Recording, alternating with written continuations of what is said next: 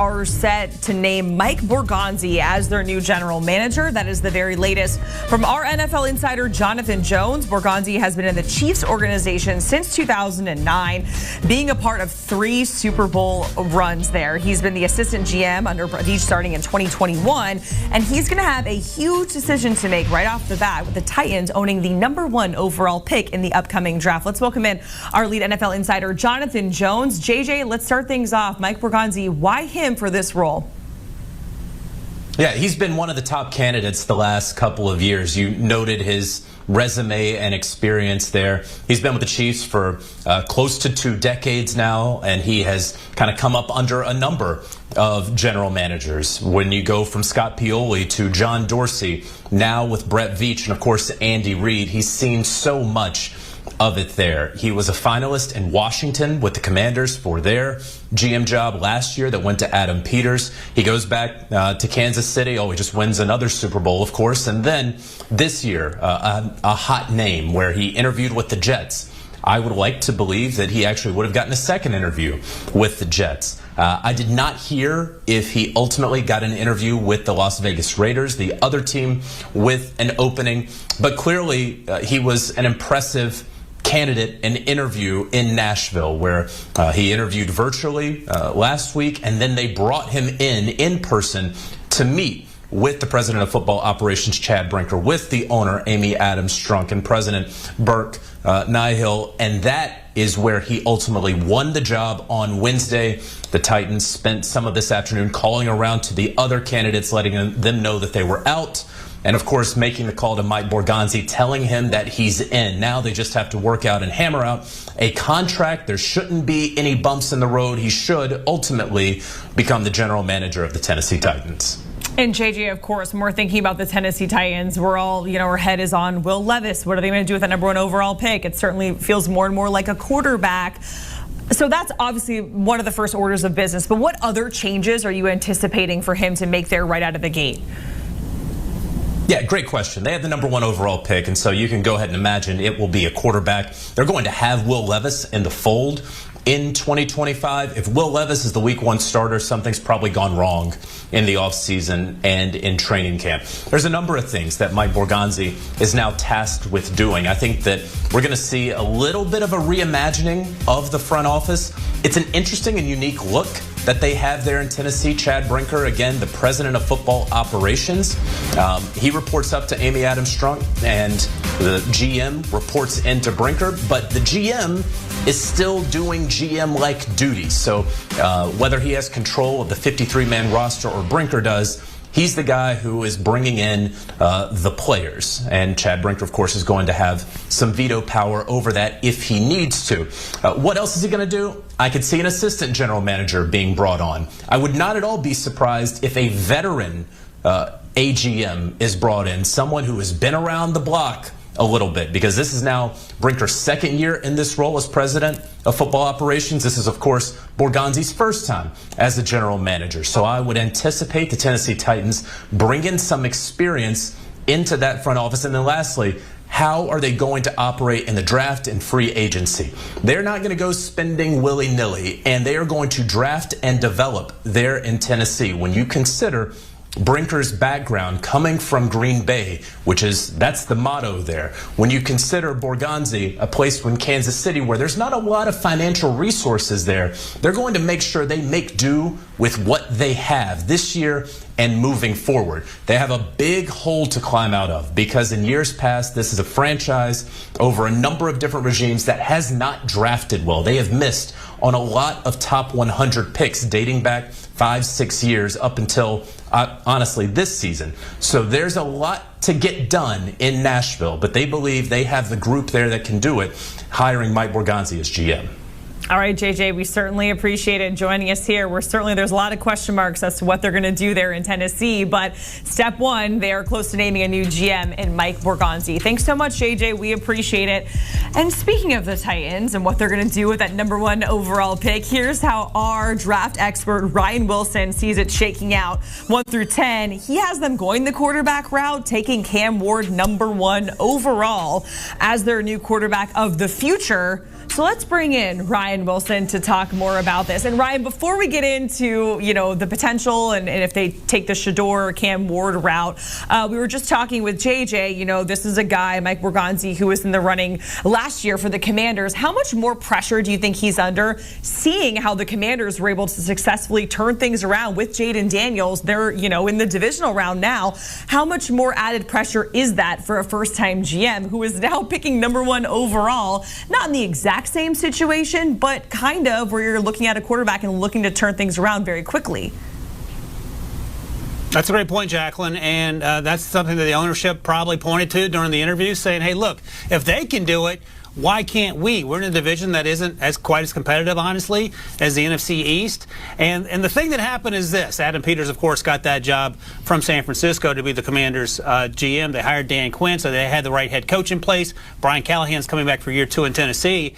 But they absolutely crushed it in the draft. You talked about Jaden Daniels, but they got Johnny Newton, the interior defensive lineman, in the second round. They got Mikey Sanders still on day 2, the nickelback out of Michigan. They drafted their left tackle, Coleman, who played a bunch as a rookie. That left tackle position was wide open and one of the concerns headed into this season.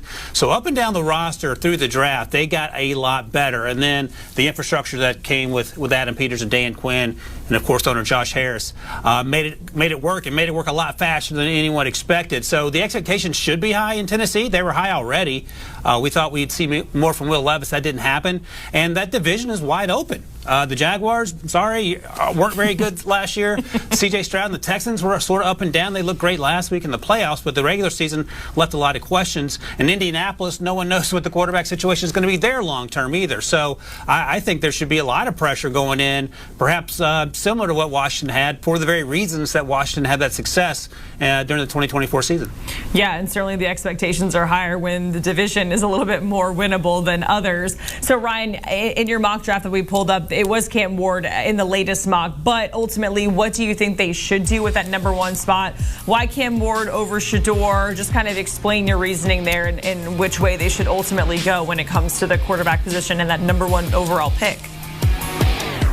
Yeah, Jacqueline, I wouldn't get cute. I would take a quarterback, because you can make all the excuses you want about taking someone that's not a quarterback. They need help along the offensive line in Tennessee. They've drafted a tackle and a guard the last 2 drafts in the first round, and they've been good. But if you don't have a quarterback, you don't have anything. And Will Levis, the second-round pick from a few years ago, got benched with a month ago in the season for Mason Rudolph. Meanwhile, Cam Ward, who's my QB1 by a hair over Shedeur Sanders, was electric this season for the U. And he transferred from Washington State. And when you talk to people at Washington State and at the U, they say the same thing.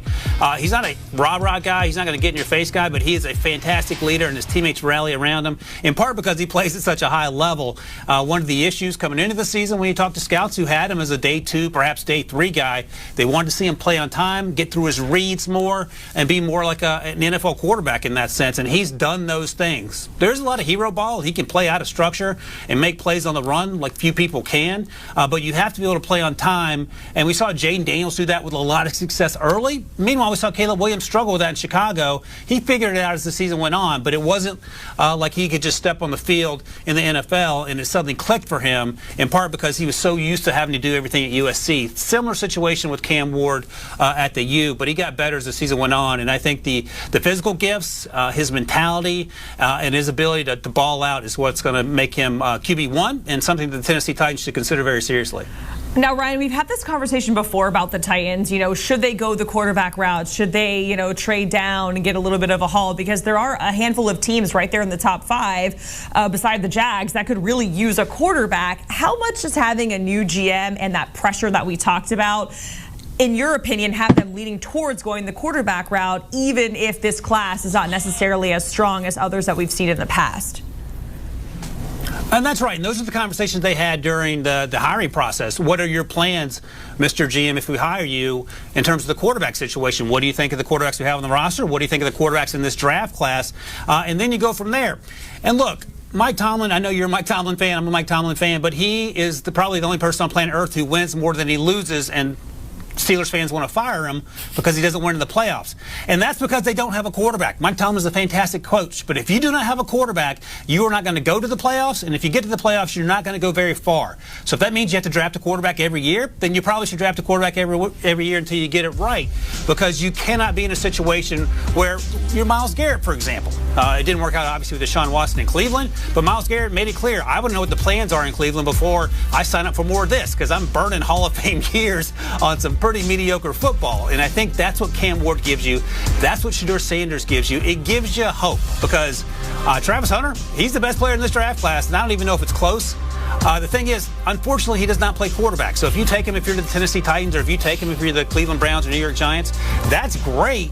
But he's not going to be able to win you games in the fourth quarter when you're down by 3 and you need a score. So that's the concern, Jacqueline, when you're these teams picking at the top, and they're picking at the top historically year in and year out, because you don't get the quarterback position right. Cam Ward, is he QB1 in last year's draft class? No, he's not. But guess what? He's in this year's draft class, and he is QB1.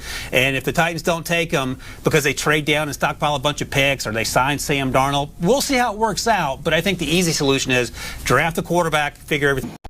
Hello, xin chào tất cả các bạn đã quay trở lại với kênh YouTube của mình. Video ngày hôm nay của mình sẽ là làm video gì đây? Nhiều quá, không biết làm video gì. Đây, rất nhiều những sản phẩm mình đã chuẩn bị để promo để gửi tặng đến tất cả các bạn đây.